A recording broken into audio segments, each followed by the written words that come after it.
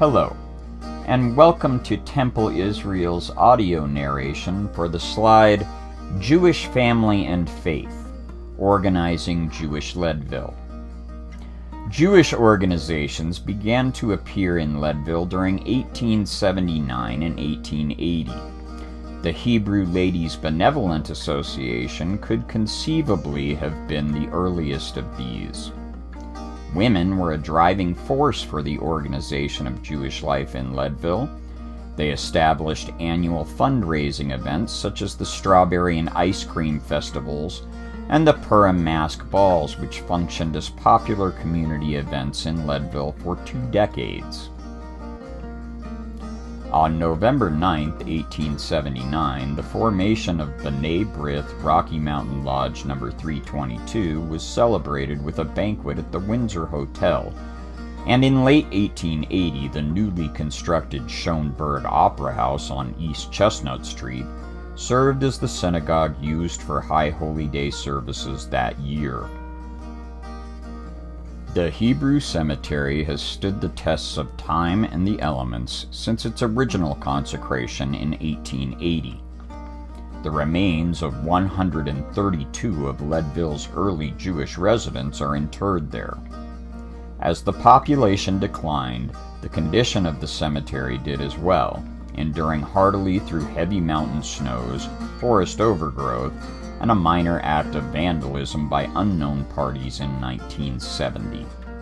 The sudden death of Gustav Jelenko from an overdose of morphine he took to soothe his neuralgia likely created a greater urgency for organized Jewish life in Leadville. Jelenko was brought down from Kokomo, located near the top of Fremont Pass, in a large procession that passed through downtown Leadville along the way to his final resting place on the outskirts of town.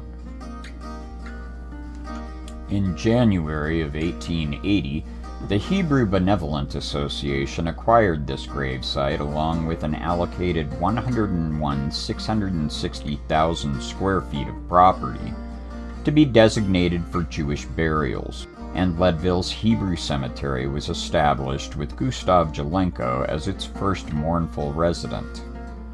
Despite the efforts of longtime Leadville resident Minette Miller, who is rumored to have performed light upkeep on her family's gravesites until her death in 1981, and a group of anonymous workers who gave a gallant effort fighting back the forest in 1972, Leadville's Hebrew Cemetery went largely abandoned for decades. The Temple Israel Foundation acquired ownership of the cemetery on June 18, 1993, through a quiet title suit.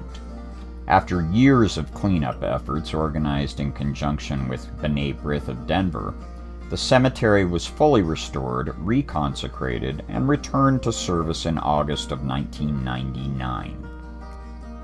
This beautiful cemetery now stands as a memorial to Leadville's original Jewish residents.